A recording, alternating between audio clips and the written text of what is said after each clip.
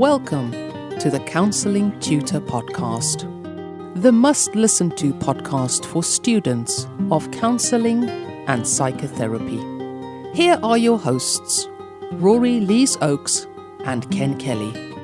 Hi, I'm Rory, and with me as always is Ken. How are you doing, Ken? I'm well. I'm grateful to be here. Rory and I are grateful that you have joined us here today for 180. That's the episode number of the Counselling Tutor Podcast. We have 3 sections we're going to be delving into today, starting off with our student check-in, where we look at something that a student might come across within their training, and we're going to be speaking about something that I think's got broad appeal here for our qualified friends as well, and that is idiosyncratic empathy. Can be a tricky one, that. I'm looking forward to chatting about that. We then go into our Digital Counselling Revolution, where we recognize that technology forms part of how therapy is delivered and how therapy is now consumed by our clients.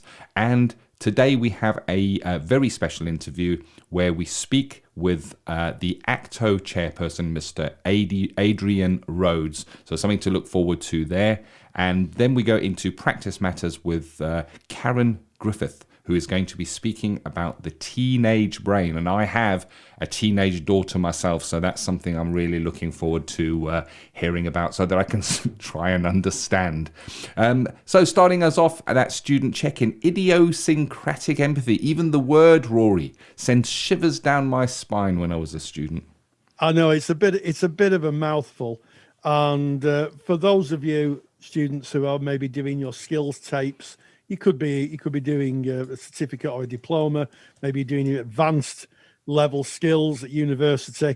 Idiosyncratic empathy is one of the reasons where a lot of people get their assignments referred. And one of the words or phrases that tutors use is not being with the clients, and it completely flummoxes a lot of people. I'm listening, you're thinking to yourself, I'm really listening to the client and reflecting and paraphrasing, and my tutor's saying I'm not being with the client. Idiosyncratic empathy is where you're absolutely tuned in to the clients, and I think it's the difference between rescuing and actually hearing the clients. Now, a good example of that is, say, for instance, you have a client who says to you, when I look at me, I feel really fat. Some people are really kind and they say, but you're a beautiful person. I see a beautiful person in front of me. Actually, that isn't hearing the client, that's rescuing. And I'm reflecting back something along the lines of what I'm hearing you say is that when you look in the mirror, you feel fat, you see a person, maybe that you don't recognize, if that was part of what was said. That is being with the client. That is understanding the client. That is their words validated. And it was an idea, idiosyncratic empathy was an idea that's really coined by Gerald Bozarth, who's a huge influence in the world of person-centered therapy. In fact, he wrote a book, Person-Centered Therapy, a revolutionary paradigm, which is probably in every university library. But idiosyncratic empathy is just so important. And I know, Ken, you are someone who's really interested in counselling skills. What's your take on idiosyncratic empathy? It's an interesting topic for me, and I wrote about it in my book, Basic Counselling Skills, a Student Guide. If you're interested in that book, it is available through Amazon. And for me, there's 2 words here, idiosyncratic and empathy. And when we break it up and look at the 2 words separated, first of all, we speak about empathy. That's walking in the client's shoes. That's being in the client's frame of reference, understanding what the client is experiencing from their perspective, trying to kind of put yourself in the picture. So there we're talking about empathy. And then the other word is the idiosyncratic. And to be honest, when I started my studies, I didn't know what idiosyncratic meant. I had to go and look it up. And the actual meaning of the word idiosyncratic is the clue to idiosyncratic empathy. And the meaning of idiosyncratic is particular or individual. And it means that it is a particular kind of empathy or an individual kind of empathy for that specific client. Now, it may be that you will work with one particular client and your empathy responses will be of a certain nature. That is what comes up when working with that client. But working with a different client, even with a similar presentation, your empathy responses may differ. And that is idiosyncratic behavior. In other words, you are mapping and matching to who that client is as an individual. And it will be different with different clients in different relationships. So as Rory has said, it is the sharpest form of empathy because it is mapped to that individual person. So if we think about counseling skills, you'd kind of follow the formula of what a reflection is, what a paraphrase is, but within that, it is going to be idiosyncratic. It is going to change depending on who the person is in front of you. And with it being mapped to that person, we're not merely parroting out or repeating back empty words. When it is idiosyncratic, it is to that person individually, who they are. It is particular to them. And that is kind of my understanding of idiosyncratic empathy. So there's the idiosyncratic of that, very individualistic to that person. And I guess when we look at our lives, we may find that we are idiosyncratic in many different ways. When you go into work, you may act and behave as one kind of person. It doesn't change who you are as a core person, but you've got your way of being in work, and it is idiosyncratic. It may well be very different if you're with your group of friends, and it may be very different if you're with your partner or with your children, and that is idiosyncratic action, I guess. What being able to see it, we can find ourselves being slightly different when we are with different people. It doesn't mean that we're not being true to ourselves. We have the ability as humans to be idiosyncratic. And then when we focus on the empathy side of things, so we understand empathy of understanding the client, who they are. But empathy's a full circle. It's not just a starting point. It's not just a thing we do. Empathy is only effective if the client feels they're being understood, if they feel we get it, and they can actually see that within ourselves. And the example I like to use is if you went and watched a film. We can experience empathy while watching a film. We can watch the hero and get excited and feel a sense of pride because they're winning. We can be moved to tears when watching a film, and we're experiencing an empathic response. However, it's useless because the person within the film is unable to perceive that. And empathy, if it only sits within you, doesn't do its full job. So the empathy needs to go full circle, that the client understands they're being heard, they're being understood, not only with empathy, but idiosyncratic empathy, truly unique to who they are. You're not just parroting back, that they really feel you get them. When you crack that, you've cracked idiosyncratic empathy. I don't know what to say about that, Ken. I think that sums it up in a nutshell. And to be honest, how do you follow that? I'd take your point, Ken, that it is made to measure empathy. Every single client we meet on our practice journey, whether you're a student or whether you're a qualified colleague, every single person who sits in the chair in front of you is a different person, and they deserve to be treated as a different person. And I think that, you know, if you're using what I would call off-the-shelf empathy, where you say things like, I hear that you're having difficulties, that must be difficult, and I can see that you're upset about that. That's off-the-shelf empathy, where you're actually listening to that person, seeing that person, the person sat right in front of you, and you reflect back exactly what the client has said to you. That is made to measure empathy.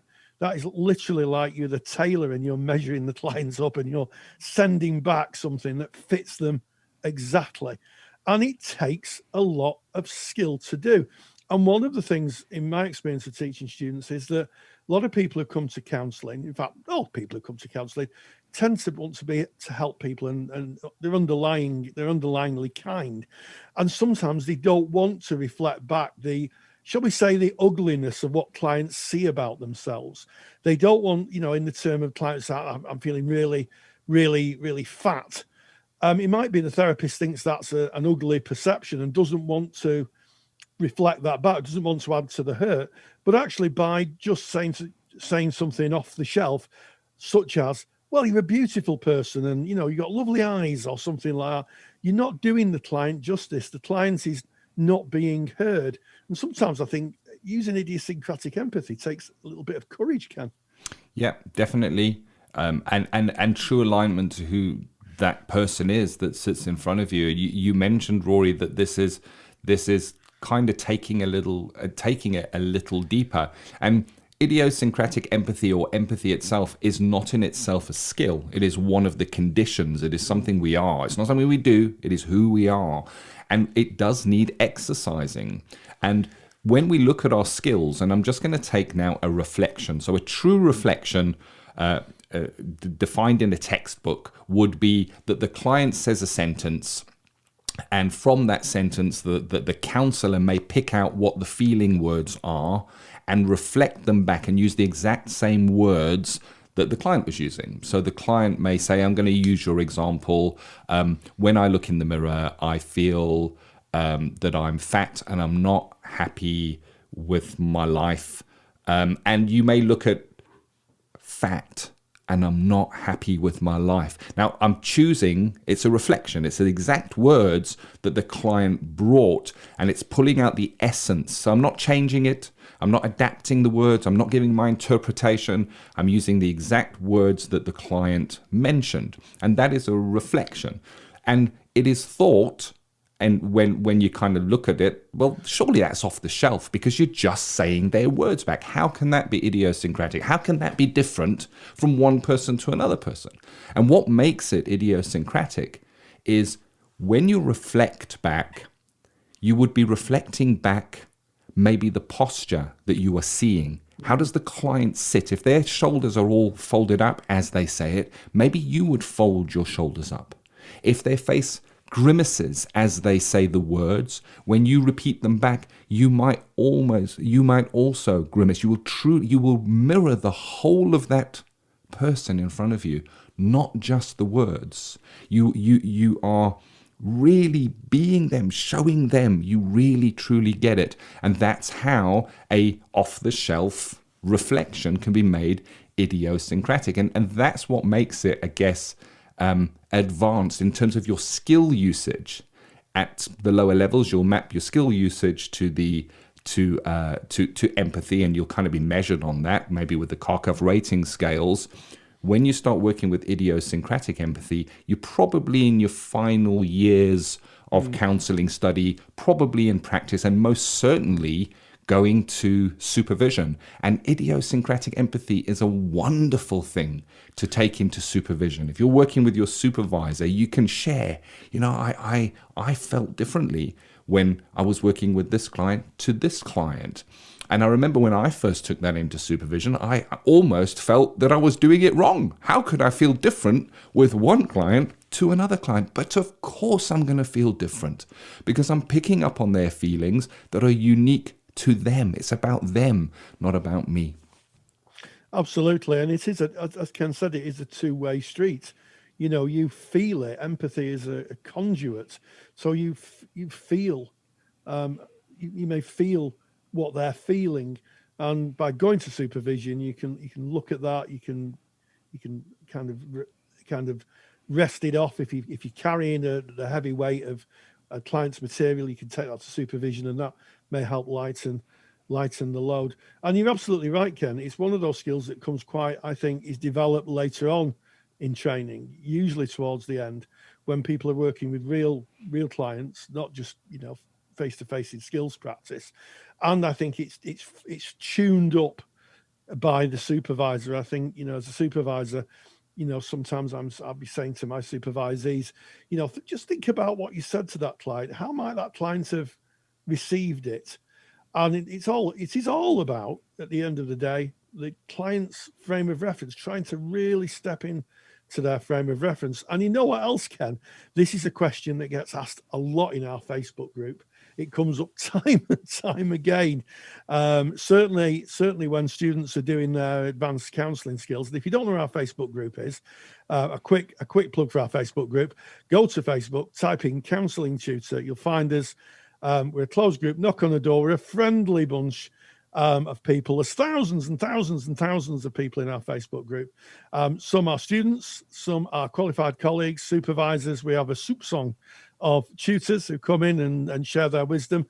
So come on in and ask your questions. But as I say, Ken, idiosyncratic empathy in general and idiosyncratic empathy is something that comes up time and time again, because as I said, it's being with the client, it's in their frame of reference, it's walking in their shoes.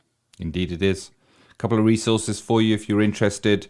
My book does contain a chapter on idiosyncratic empathy. You can get that on Amazon. Just go onto Amazon and search Basic Counselling Skills, a Student Guide by Ken Kelly. That is there. And of course, we have a paid for resources. It's the paid for part of Counselling Tutor. Of course, this podcast is free. Resources on our website are free. But those that are looking for additional support, we've created a library of resources and lectures for students. It's called the Counselling Study Resources. We've got a section in there that I kind of focused on, all about skills. The skills section. Rory built the theory section. I really worked on the skills section, and I've covered all the skills in depth. Not only do we show the skills, explain the skills as you might read them in a textbook, but also where appropriate, you can hear examples of those skills being used in a simulated session where you've got the client presentation, the use of the skill, and then we kind of break down what was done, how it was done, what the benefits were for the counsellor and for the client, and we kind of go over that. So that is Counselling Study Resource, and if you're interested in joining that, go to counsellingtutor.com. All the information is there. So kind of backing out of our student check-in into our Digital Counselling Revolution, and today we have a guest, and we're going to be Rory met up with Adrian Rhodes, and Adrian Rhodes is the chairperson for the Association for Counselling and Therapy Online, or the abbreviation for that is ACTO. So I think without any further ado, straight into Digital Counselling Revolution. Digital Counselling Revolution. So we welcome Adrian Rhodes from ACTO, the Association of Counselling and Therapy Online. Thank you so much for joining us today, Adrian. We're really, really grateful. It's an absolute pleasure. It's always good to talk about ACTO and online therapy. It is, and that really brings me on to my first question, Adrian.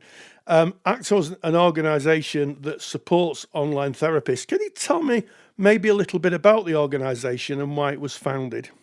Yeah, it came into existence in 2006, I believe.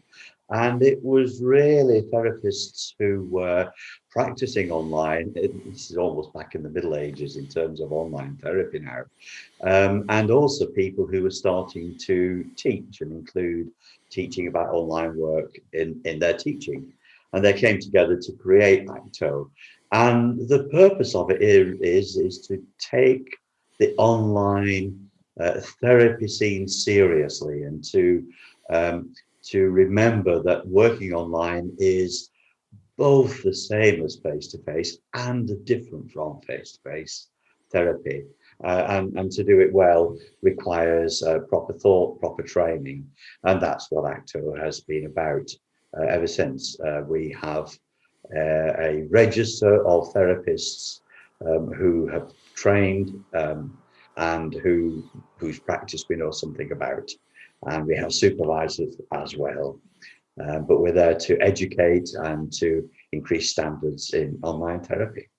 Yes, and you're absolutely right. The COVID-19 epidemic, we're recording this in the January of 2021, and we're still in the midst of COVID, has increased the interest in online and telephone counselling. Have you seen an increase in interest, people contacting you, coming onto your website, enrolling on courses? Yes, we've had a huge increase in people coming to ACTO since about May or June last year, when people started to come online, and a lot of people did the responsible thing in realizing that it wasn't quite as easy as it seemed, and undertook further training and sought further training. And organizations too have been coming to us, sometimes to join, sometimes just to ask for guidance in what online therapy is about. And we're always having individuals and organizations asking us for advice. We've had more and more training organizations join us, yes, our profile and the work involved has rocketed hugely since March. Yes, and I think you've made a very, very good point there about training, because to the uninformed, shall we say, there could be a temptation to say, well, it's probably the same as working in the room, or face to face, as it's sometimes called. How different can it be? The client is there, I'm there. The only difference is that we're working maybe through a phone or through a video connection, like myself and Adrian are connecting today. But it is widely different. There's a lot of things to be taken into consideration, isn't there? Well, yes, there is, and you're quite right. It is the same in some ways, and yet the problems are different as well. I mean, take, for example, how you meet online. There's a real difference between someone coming and knocking at your door, or coming to the office and entering the room and sitting with you, and working online. And how does that all work? There's a really famous quote in the online world where a client once said to a therapist, when I'm in the room with you, I can either kiss you or kill you, but I can't do that online.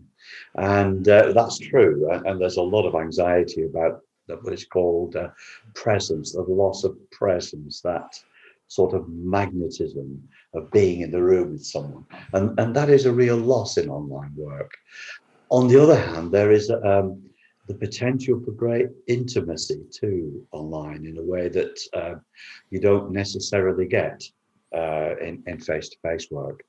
The research shows that online work is much better for some clients than for others, much better than face-to-face work for some conditions and some sorts of people.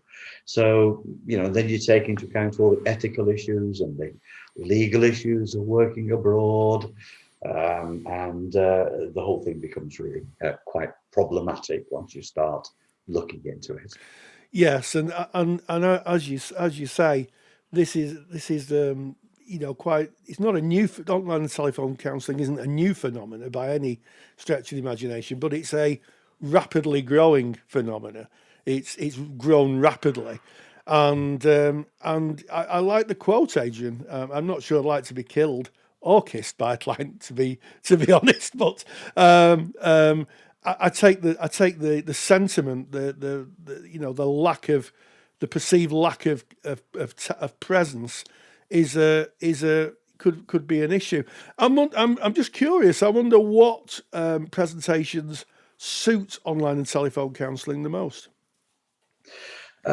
There's quite a bit of evidence that where issues of shame are prominent, that people prefer to work online. So sometimes, often it's people with eating disorders, body dysmorphic disorders, anything to do with issues of shame like that, where people find the distancing allows them to have intimacy. Personally, I've also found, and maybe this is working as a male therapist, that people who have experience of childhood sexual abuse sometimes work better online. Again, it's this thing of being safe by not being in the same room as a therapist, and yet it does give that secure and personal relationship, and does give an opportunity for people to explore things online that they've not been able to do face to face. Yes, I think that's a really useful observation, and certainly in the latter, a sense of protection. The fact that you're not in the room with somebody, you're actually in the space you can control. I would imagine for some survivors of sexual abuse must be comforting and really, really useful. I also think that one of the things that ACTO is really good at is research. You've spoken about research, and the website. We'll put the website to ACTO in the show notes on the page. You've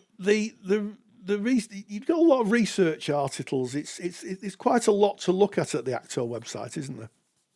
Well, I hope so, and we are hopefully going to have a new website in the next perhaps 2 or 3 months. That's something we want to do. We realise that currently our website has sort of grown a bit like Topsy, and it's a bit confusing, and it's not quite what an online therapy organisation ought to be showcasing. So we're revising that. So please bear with us. But one of the things that we are keen on developing is our R&D, research and development bit, and we have a director for that within ACTO. And certainly I want us to, I want it over time to become the go-to place above everywhere else for information, so that we can harvest material from research and books, book articles, and just bring stuff together so that people can dip into it and find the information they require. So we're beginning something that's really quite important, I believe. Yeah, it sounds to me like as an organisation that's specialising in effectively one delivery of therapy, that you're putting all the resources together. It's a go-to place for practitioners, could be qualified counsellors, could be student counsellors, to go and get some information. Now ACTO has a number of membership levels that you can join.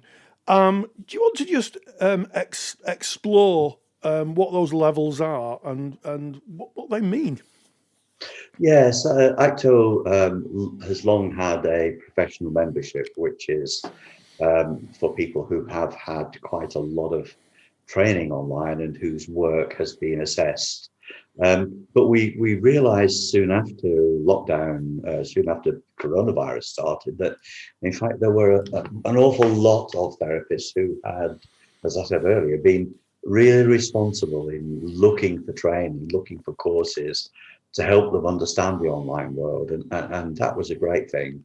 And yet they've gone through training or collected a portfolio of trainings, which amounted to quite a lot of work, which needed to be recognised, but whose work we couldn't particularly say that we had seen. So we brought in an entry-level membership, an ACTO member level, which we call level 1, but ACTO member level, and that is a full membership of ACTO, and that's fine. Then our professional membership is roughly what we always have.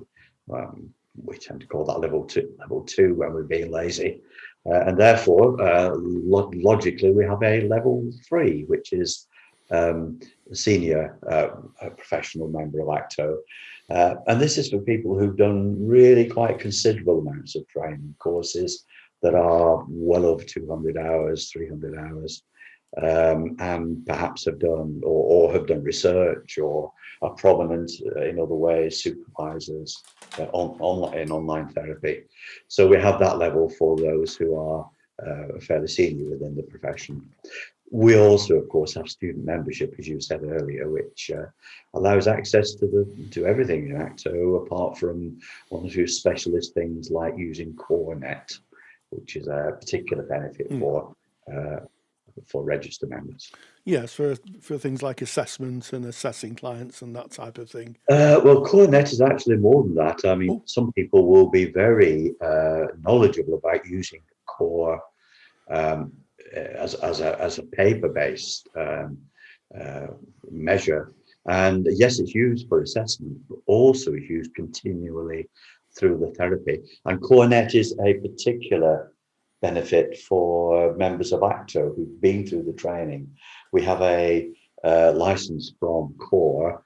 No one else has this, which allows an online version of CoreNet, which you can use weekly with your clients, either Core 34 or Core 10, and share that with your clients so they can see their progress week by week.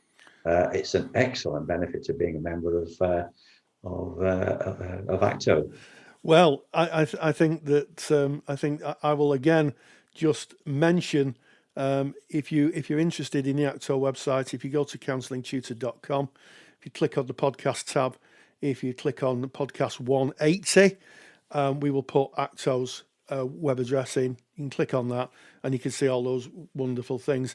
Thank you so much for just taking the time out of your busy schedule to speak with us. And Adrian, thank you very much.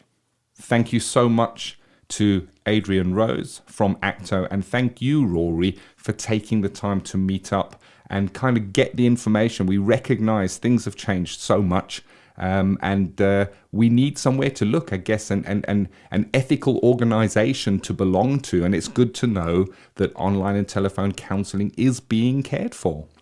Absolutely. And as I said, I thoroughly enjoyed talking to Adrian. He's a man of huge knowledge on this subject.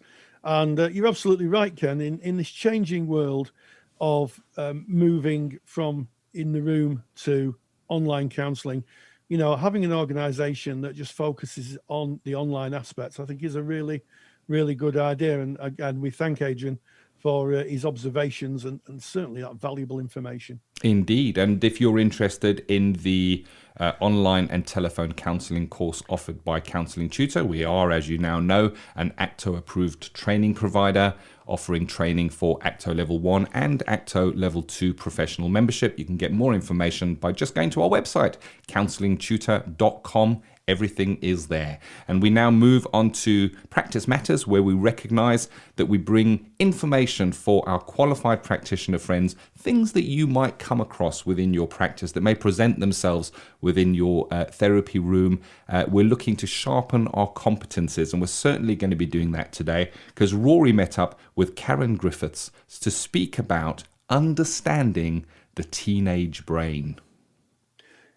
Yeah, absolutely, Ken. And I think that our attitudes towards younger people are shifting dramatically. Speaking to a colleague the other day, she was saying to me that they don't use challenging behaviour as a term now. They use the term distressing behaviour because there's an understanding that if a child is acting out, that really they're going through some form of trauma. There's something that they're struggling with, and by coming at it from a place as we discussed in the podcast of empathy, trying to find out what's going on for them and trying to understand their world, we're best able to help them and help them manage their behaviour. I caught up with Kairen Griffiths, who's done a lot of research on the teenage brain, and she shared the if you like the secrets of teenage brains and the kind of behaviours that may present and how we may manage them. Practice Matters. And we welcome Kairen Griffiths, who has given a fabulous lecture on the teenage brain. And I think that if you are maybe a school counsellor or you work with young people, I think this is going to definitely be a lecture for you. So why is it important that we understand the teenage brain? What is the benefit of understanding how teenagers think, I guess, or their processes? Well, I think we've all been teenagers, or most of us, at that age where we've been teenagers, and it isn't an easy time. We all know of teenagers that can be quite challenging. Some behaviours are very difficult, and I think it's very, very important to understand actually what's going on for the teenagers. It's a tough time. There's a lot going on in the body, both from the hormone point of view. There's all sorts of surges in different types of hormones running around the body, but there's also an awful lot going on in the teenage brain. And I personally didn't realize that until I listened to a lecture given a few years ago by a Swedish psychologist. And it just sort of switched on quite a few lights for me, because I at the time I was working with teenagers, and I also had teenagers of my own. And it actually really helped me understand what was going on in their brains. And it definitely helped me become more empathetic and more tolerant and understanding of their behaviours. So for me, it was extremely helpful, and I have given this talk on several occasions, and I have always had a very positive response from the audience, because I think it resonates with a lot of people, whether you're actually working with teenagers or also if you have teenagers of your own. I think it definitely helps to understand what's going on. Yes, absolutely. I can still remember when I was a teenager. It was a long time ago, but I can still remember, and I do wonder where my thinking was at some parts, and Yeah. of course that is because some parts of the brains aren't developed in teenagers; they're developing and forming. What kind of parts of the brain and how does it influence behaviour? So I guess my question is, what parts of the brain are under development and how might that impact or display kind of distressing behaviours? Yeah. Well, it used to be thought that the brain was fully developed by really the age of 5 or 6. And it's only fairly recently, over the last couple of decades, that more and more research has been done and more is being found out about brain development. And we now know that the brain isn't fully developed until somebody is really into their mid-20s. And a lot of that development will go on during the adolescent teenage phase. We know that the brain develops from the back of the brain to the front of the brain. And it's the front of the brain which is really, it's known as the sort of social center of the brain. It's where all the thinking goes on. It's where judgments take place. It's where perceptions of other people's feelings and thoughts happen. And we know now that that is the last area of the brain to be fully formed. Yes, and is it true that male brains take longer to form to maturity? Is there any truth in that? I've heard this discussed by colleagues. I'm not absolutely sure if there's any hard evidence for that, but we do know that puberty generally takes place later in boys than girls. So girls do mature more quickly, and everything happens maybe a couple of years later in boys. So we do know that, but I'm not absolutely sure if there's any hard evidence for that. Oh, okay. Maybe. Maybe. Well, maybe that will appear. I don't want to be prejudiced against the males or boys here, but I do hear therapists speak anecdotally that there is some research, but as we don't know, it doesn't really matter. And I think I'm really interested in that we've always talked or generally talked about disruptive behaviour. And challenging behaviour, and the vocabulary seems to be changing now to distress behaviour. The idea that when someone acts out, they're not being challenging; it's actually a form of distress that they're going through. That their cognitive processes can't handle the situation around them. Would you concur with that? Yes, I think because this frontal cortex area of the brain is still developing, it's quite a chaotic time. There's a lot going on in that, and in the talk actually I liken it to a sort of whole series of country lanes which are going all over the places. You can take the wrong turning, you can get a dead end, you go the wrong way down a one-way street, and the whole time you're learning, and eventually those little country lanes will straighten up and become more like motorways or A roads. You can get from A to B a lot quicker.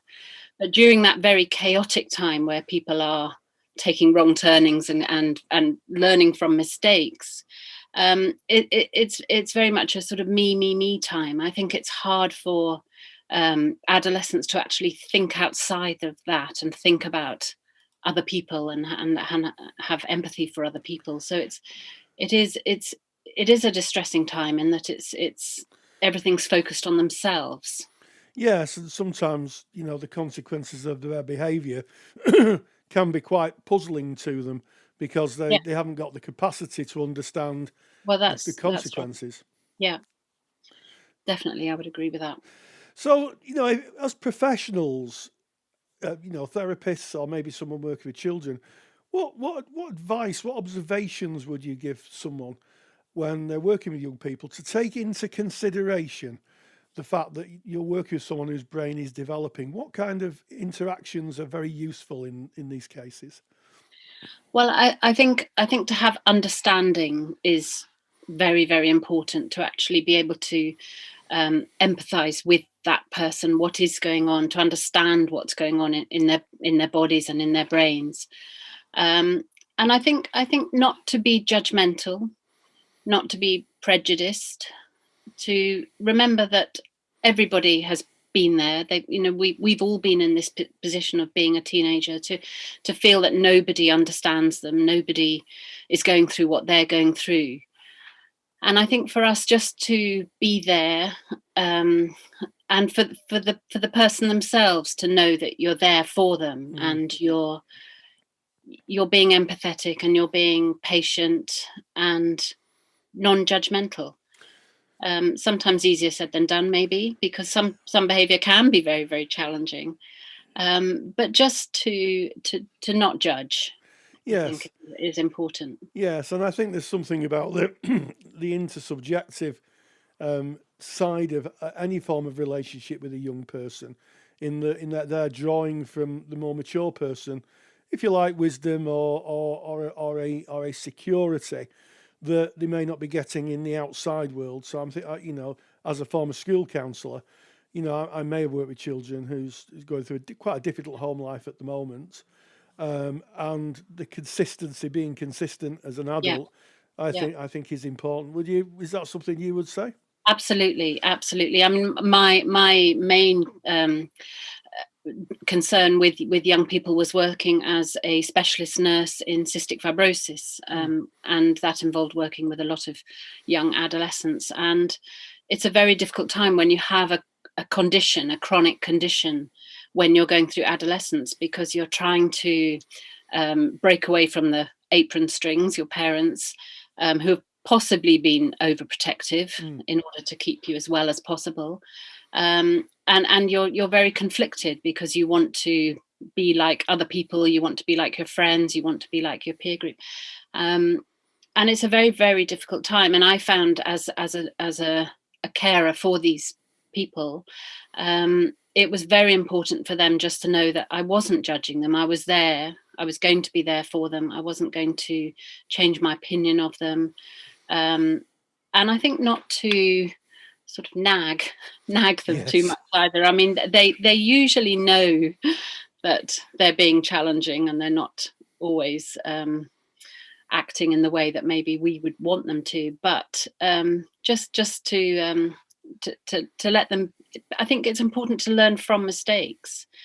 And from my point of view, I definitely felt that for the patients I was looking after, it was important to let them make mistakes, because really that's the only way that you're going to learn. Yes. Yes, and it's the old saying is you can't learn from other people's mistakes, you have to learn from your own. Yeah. It's about a lived experience. Yeah. I mean, I think that has been so useful. I've always said that if you're working and want to counsel young people, you do need an understanding of child development, and I think an understanding of how the child's brain works, because it does link to psychological contact and the way that you work with a young person. It's not easily, if you train to work with adults, it's not easily transferable when you're working with young people. No. So I think that's a fascinating insight. The lecture isn't to be missed. So Kairen Griffiths, thank you very much. Thank you so much to Kairen Griffiths and to Rory for hosting that interview with Kairen. It's important information. And as I was listening, I was thinking, you don't necessarily have to work with a teenage client group for this to apply to you. You can be working with any client who may have a teenage son, teenage daughter, who might be bringing that as part of their presentation. And I think having the information allows you to maybe empower the person that it's a very, very different place inside that teenage brain than it is within an adult brain. Absolutely, Ken. And I think, we use the word teenage, so we might think, between the ages of kind of 13 and 19. But actually, recent neurological studies are showing that our brains don't form until we're 25. So it's very possible that adolescence actually extends into our mid-20s. So if you're working with adult clients, this interview may be useful to you as well. But we thank Kairen for her skill, both as a therapist and as she said in the interview, she was a nurse. She was a nurse at one point, helping young people who've got serious illnesses. So she has a really, really rounded understanding of it. But I would say if anybody's interested in brain development, do some research, because more and more is becoming known about how our brains work and how it influences our behavior. Of course, we're sharpening our competence all the time. If you're interested in hearing the full lecture on the teenage brain, that will be available in the Counsellor CPD library shortly. So that is in the process of being added as we speak. And if you're a member, you can log in and you will see the lecture there. If you're not a member, the Counselor CPD library is a provision of lectures on topics that we are likely to come across within our therapy rooms, delivered by top professionals who research and work within those areas, all mapped to learning outcomes, aims, objectives. So you're getting really thought out information that is actionable by you in your practice. We have hundreds and hundreds of hours of lectures for a really minimum annual price. And if you want information on that, go to counsellingtutor.com, and our CPD library information is all there for you. Yeah, well, we've had quite an in-depth podcast today. We started with idiosyncratic empathy, hopefully sharing information with students who are doing their skills, or even qualified colleagues who may be interested in the more in-depth ideas of person-centered therapy. We also talked to Adrian Rhodes, who's the chair of ACTO, who shared with us what ACTO is about and the membership levels. And then finally, we talked to Kairen Griffiths, understanding the teenage brain, and gave us an in-depth understanding of how teenage brains are constructed and the kind of behaviors that we may see that teenagers have. And I can remember that I was a teenager once, so there we go. So as always, stay grounded, stay safe, and join the digital counselling revolution. If you're a qualified counsellor or psychotherapist, then why not check out the Counselor CPD library? Stay current with your CPD requirements with over 150 hours of academically rigorous, on-demand lectures you can stream to your device. Joining Counselor CPD will expand your skill set to create a more specialised, highly rewarding practice. For more information on the Counselor CPD library, visit counsellingtutor.com. Thank you for listening to the Counselling Tutor Podcast. Find the show notes for this episode on our website at www.counsellingtutor.com.